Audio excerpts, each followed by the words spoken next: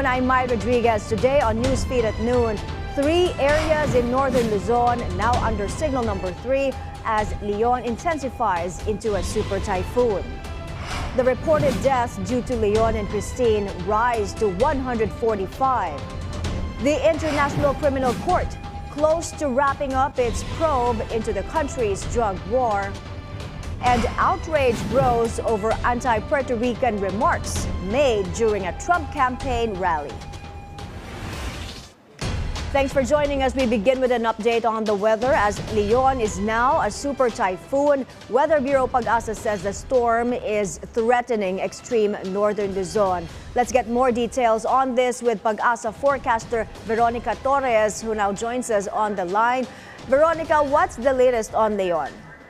Good afternoon to you and to all of our audience. So you're right. So Leon is continuing to threaten extreme northern Luzon, and it intensified into a super typhoon last 8 a.m. today. And as of 10 a.m., based on all available data, Leon is at 350 kilometers east of Calayan, Cagayan, with maximum sustained winds of 185 kilometers per hour near the center and gustiness up to 230 kilometers per hour. And because of Leon, the highest tropical cyclone wind signal raised as of today or as of now is signal number 3, where it is being experienced over Batanes, the eastern portion of Babuyan Islands, and the northeastern portion of mainland Cagayan. Meanwhile, signal number 2 is raised over the rest of Babuyan Islands, the rest of mainland Cagayan, the northern and eastern portion of Isabela, Apayao, Kalinga, the northern and eastern portion of Abra, the eastern portion of Mountain Province, and Ilocos Norte.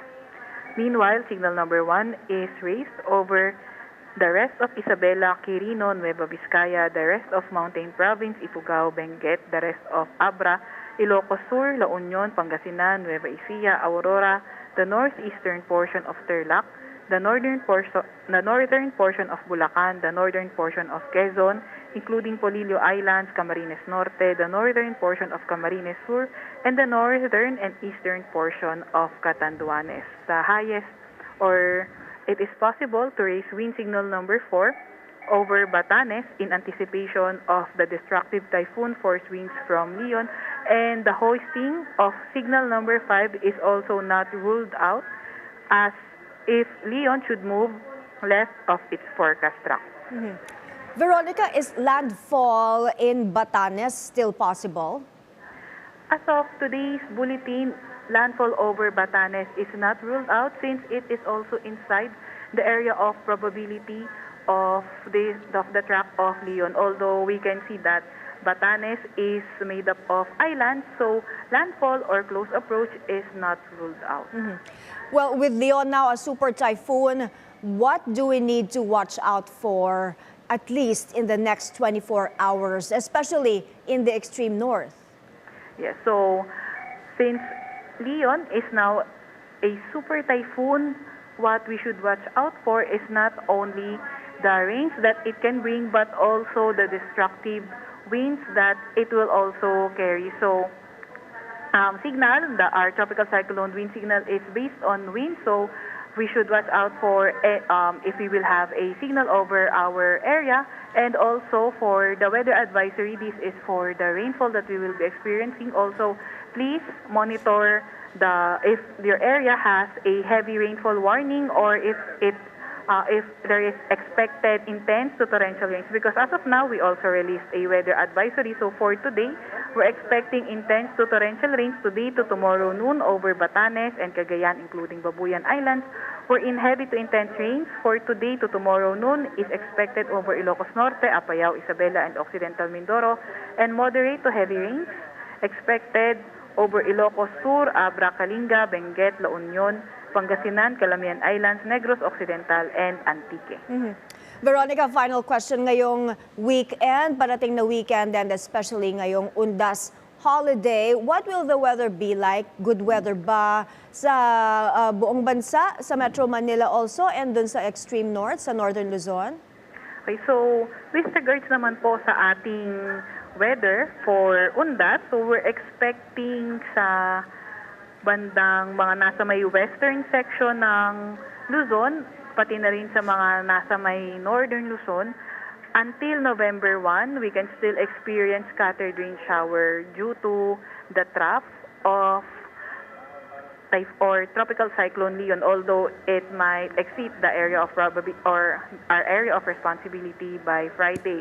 However, sa other parts of the country, including Metro Manila, until tomorrow, possible na maging maulan, and then pagdating ng November 1, starting na ng improved weather po natin. Okay, maraming salamat, Pag-asa Weather Specialist Veronica Torres. Thank you for taking our call. 145 people are now reported dead due to the effects of severe tropical storm Christine and Typhoon Leon. National disaster officials say 37 individuals are said to be missing, while 115 were injured. The two storms have affected more than 7 million people, or 1 million families in 17 regions. Damage to agriculture has reached over 2.8 billion pesos. Senator Amy Marcos is seeking accountability amid the massive flooding and destruction in the Bicol region in the aftermath of Christine.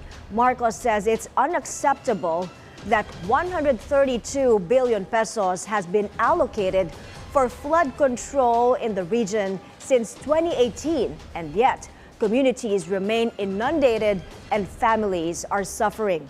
The senator demands that the Public Works Department and other involved agencies provide a full accounting of the funds and progress of flood control projects. All is set for the expected surge of travelers for the observance of the All Saints' Day holiday this weekend. On BNC's At the Forefront, the Manila International Airport Authority said the collaboration with the new NAIA private concessionaire and local government units will ensure the safety of passengers. About 100 more policemen will be deployed in airports. We're projecting about maybe a 3 to 5% increase from last year's almost 1.2 million. So that would be roughly around maybe 1.220 or 1.230. That's what we're anticipating insofar as 2024 is concerned. Around 1.4 million passengers are expected to pass through the Parañaque Integrated Terminal, or PITX, from Monday this week up to November 5. The head of the Corporate Affairs and Government Relations of PITX tells BNC's At the Forefront it has long anticipated and prepared for the influx of passengers. One is the safety of our passengers. When you talk about safety, that deals with the viability of the bus, meaning the roadworthiness. So we check that along with LTO.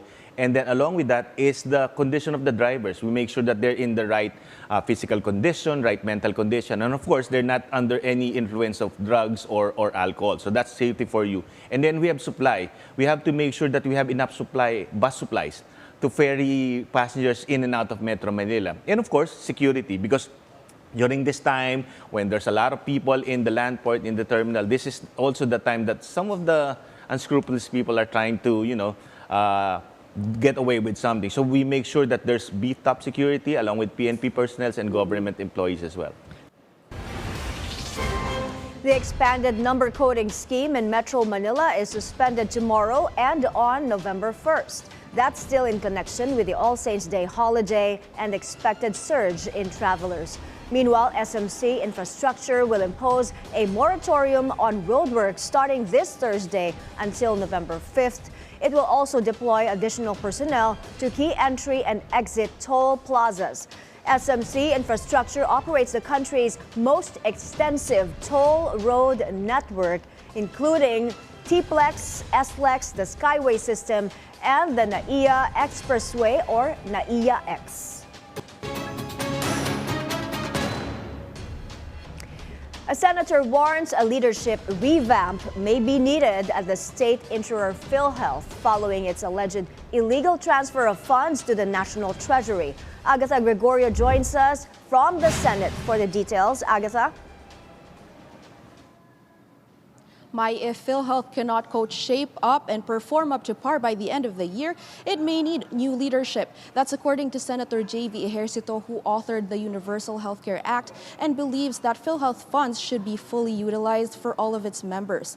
The Supreme Court recently issued a temporary restraining order against the transfer of excess PhilHealth funds worth nearly 90 billion pesos to the National Treasury. In the past, Ejercito already said PhilHealth CEO Emmanuel Ledesma should be replaced due to shortcomings in implementing the UHC law. PhilHealth, along with the Health Department, is largely in charge of implementing the law to give access to health services to all Filipinos.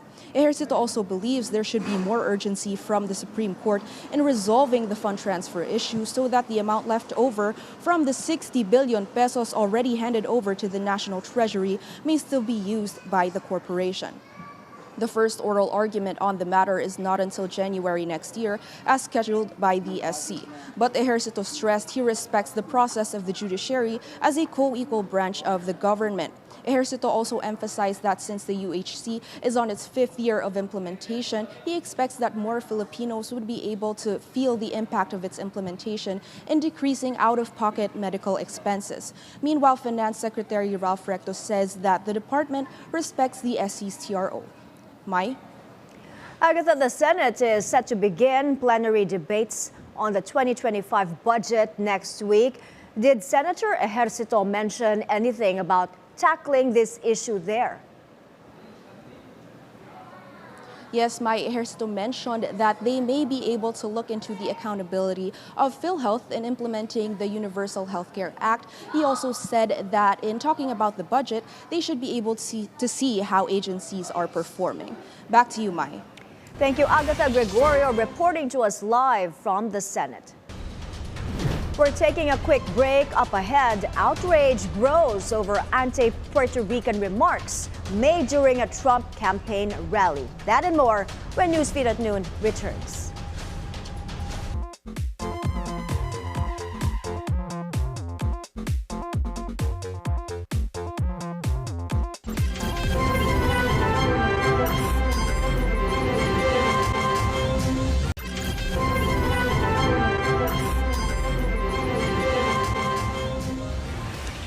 You're back on Newsfeed at Noon. The International Criminal Court is close to wrapping up its probe into the Philippines' bloody war on drugs under the Duterte administration.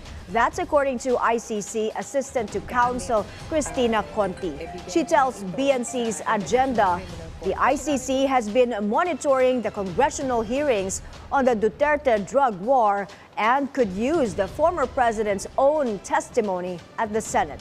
At the Senate inquiry, Duterte took responsibility for the drug war killings. Patapos na, padulo na. Nakikita ko nga ang relevance itong mga ongoing investigations. Opportunity ito para magkaroon pa ng dagdag ebidensya. Kaya napaisip din ako na baka yung ICC gusto na sanang tapusin o gusto na sanang i-wrap up. Pero dahil nagkaroon ng pagbukas dito sa Pilipinas ng mga investigasyon, baka sabi, teka. Minomonitor talaga nila, trabaho nila ito. Senator Bato de la Rosa dismisses former President Duterte's admission that a Davao death squad did exist. On BNC's Agenda, the former police chief insisted Duterte's statements were a joke. He also dared critics to file a case against Duterte. House leaders have said there is now enough evidence to sue the former president for crimes against humanity. If you want to file a case of murder against him, then tingnan natin yung elements of the crime. Kanya-kanya opinion na yan. Opo. Kung meron sapat o hindi, o sapat o hindi, depende na sa pagtingin mo. De la Rosa also rejected calls to inhibit from the Senate probe into the drug war.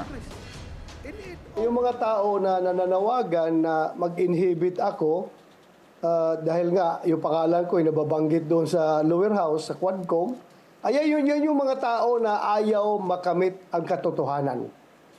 Gusto nilang magpapatuloy yung mga lies and publications na ginagawa nila doon sa Quadcom. Kung mag-inhibit ako, who will represent the other side? Kapag one side lang pakinggan nila. yung mga tao na kanilang nabuli, yung kanilang na influence na magbigay ng ganitong statement, yun lang ang pakinggan natin. So gusto nyo, yun lang ang katotohanan. Yung side namin, hindi mapakinggan. So, ang ayaw na ako ay sumali dito sa hearing, parallel hearing na ginagawa ng Senado, ayan yung mga tao na kunyari disinte ko no. Senate President Sen Escudero says Rodrigo Dutertes' statements during Monday's Blue Ribbon inquiry could no longer be branded as jokes. In the past, Duterte and his supporters had repeatedly called many of his statements just his brand of humor, particularly those that may be incriminating or offensive. But on BNC's On Point, Escudero said this was no longer the case at the hearing. For the first time, the president repeated everything he has been saying for the past 6 years when he was president. This time under oath, not jokingly, not as a speech, not as part of an interview. It was sworn to by him, and as a lawyer, he knows exactly what that means. Escudero believes Duterte's remarks, particularly on the existence of the Davao Death Squad, were an admission. But whether these would stand in court is another matter. Was it an admission? Yes, I think so. Is it sufficient? Yeah, ibang usapan po yan. Pero it was an admission. And I think he has no qualms about it. Yeah. I think he's proud of it. Whether you agree with it or not, I don't.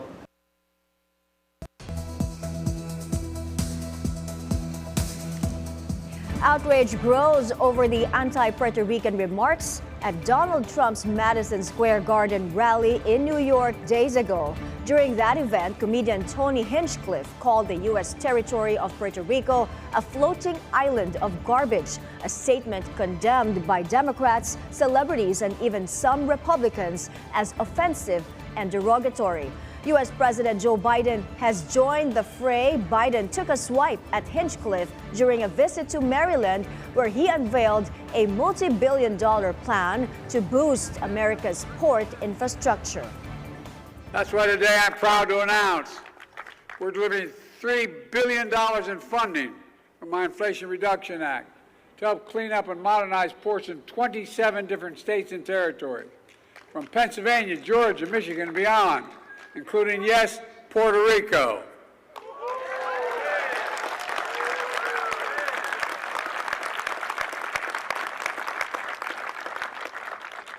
I'd like to take that guy for a swim out there. Anyway.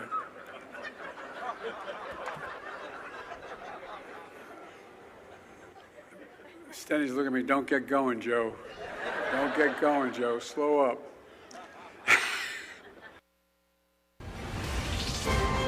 The U.S. confirms North Korea is already aiding the Russian invasion of Ukraine. The Pentagon says a small number of North Korean troops are already in Kursk, and more are on their way to the region, while several others are training in Russia. Russia invaded Ukraine in February 2022. We believe that the DPRK has sent approximately 10,000 soldiers in total to train in eastern Russia, and that these troops will probably augment Russian forces near Ukraine over the next several weeks. We remain concerned that Russia intends to use these soldiers in combat or to support combat operations against Ukrainian forces in Kursk.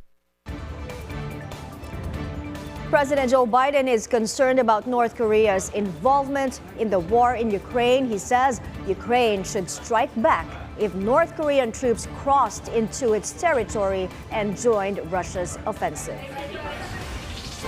Now heading to Argentina, where rescuers are racing against time to find survivors in a hotel that collapsed early Tuesday morning. At least one person has been confirmed dead, while several others are believed to be trapped beneath the rubble. The cause of the collapse of the 10-story building has not yet been disclosed, but authorities say 4 people linked to its construction have already been arrested. We're taking another breather. Still to come, President Bongbong Marcos leads the opening of the new logistics center of shipping giant Maersk. The details after the break. Keep it here on Newsfeed at noon.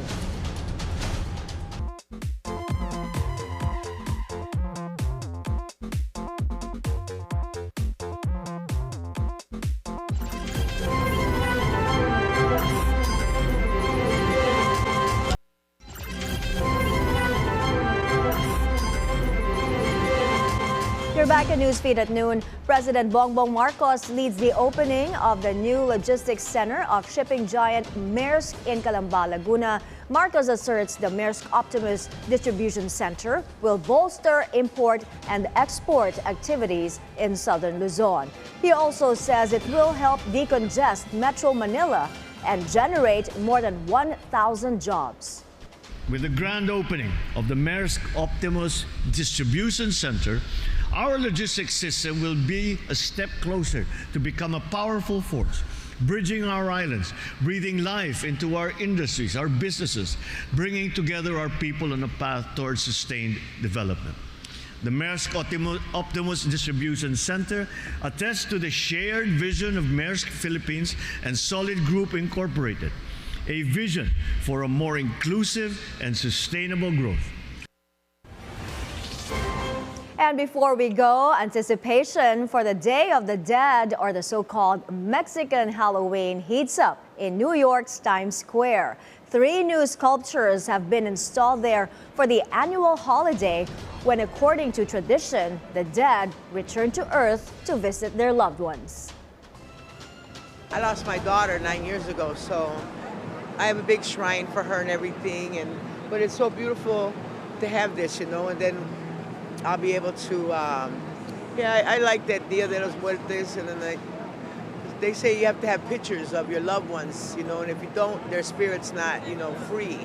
So, but yeah, I think they're beautiful. I just realized them right now, so I took some pictures and see how it goes out. We're from Spain. We've been 1 week here, and yesterday they put these statues here, and it's from the Dia of Muertos, a Mexican culture.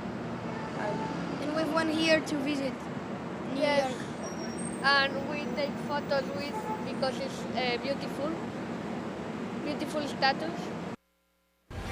It's actually a beautiful and very meaningful holiday. Those are the news this hour. I'm Mai Rodriguez. Keep it here on BNC, the Bilyonaryo News Channel. Good afternoon.